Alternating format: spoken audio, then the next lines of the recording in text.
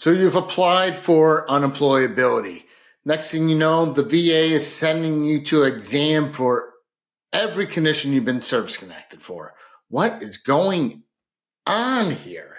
Welcome to VA Made Easy. I'm VA-accredited attorney and U.S. Army combat veteran Ed Farmer.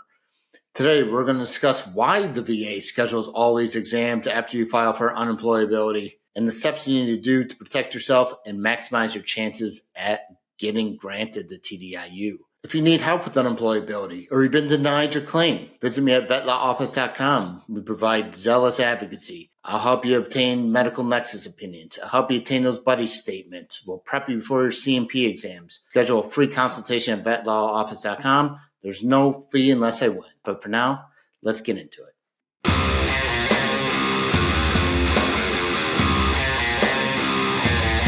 All right, so if you're watching this video, you probably know what unemployability or TDIU is, but just in case you don't, unemployability, or sometimes referred to as TDIU or individual unemployability, is a benefit by the VA which pays you at the 100% rate if you're unable to maintain substantial gainful employment due to your service-connected disabilities. I've done several videos on unemployability in the past. Go give them a watch for some additional information on qualifying for unemployability and how it works. But today we're going to discuss why the VA schedules you for all sorts of exams after you file for it. So there are instances when the VA could infer a claim for TDIU, but most of the time it begins by filing VA Form 21-8940. And that's where the exams come into play. You see the box that says, what service-connected disabilities prevent you from securing or following any substantially gainful employment? Whatever disabilities you put in that box, the VA treats as an increased rating claim, and they're going to send you for compensation and pension exams to reevaluate those conditions. So what is the VA looking for here when they schedule these unemployability exams? One, they're looking to see if the condition has changed at all, either for better or for worse. Yes, it's possible that after filing an unemployability claim and going through these additional exams, the VA could actually come back and attempt to reduce some of your conditions. It happens quite frequently. So instead of getting 100% for unemployability, now you're facing reduction. We'll talk in a moment about what you could do to help prevent that reduction.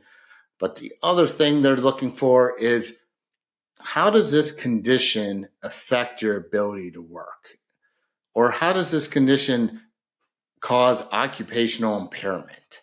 And they need that evidence and information in order to make a decision on the unemployability claim. All right, so what should you do in order to prevent being reduced and maximize your chances at getting unemployability? So first off, take a look at all the conditions you're service connected for.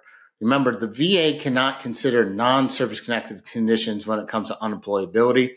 They're only going to consider service connected conditions. So take a look at your service connected conditions and then take a look at your code sheet, which lists what diagnostic code that condition is rated under, and then go to Schedule of Disability Ratings and look at the criteria that is necessary to either keep you at that rating or increase that rating. Do you still meet all the criteria for your current rating? If not, you could leave that condition off the 8940 if you are worried it's going to be reduced. That's a risky move. And I would only do that if you're going to discuss that with a VA-accredited representative. Because sometimes, even though a condition has the potential to be reduced, it's still important for unemployability because the aggregate effects of all your disabilities may be leading to unemployability, including this condition that may get reduced.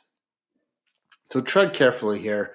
It's a fine line to walk, but that's why you got to get some help. Get some accredited representative to help you out here. So determine what symptoms you meet the criteria for each one of your conditions. And then you must endorse those symptoms if you actually have them during the exam. In addition to that, I would submit any lay statements you have supporting that you have those symptoms, and any medical evidence you may have supporting those symptoms. Next, the VA is looking to see how that condition affects your ability to work, and that's the purpose of you filing for this. So for each service-connected disability you have, I would think of 2 or 3 different ways that condition affects your ability to work. For example, if you have a back condition, maybe you can't stand for more than 10 minutes. Maybe you can't lift more than 15 pounds. If you have a mental health condition, maybe your mental health condition affects your ability to focus, maybe affects your ability to get along with others. You have to go through each of your service-connected disabilities and think of these examples. And it's great that you have lay statements and medical evidence backing it up, but don't forget about the exam.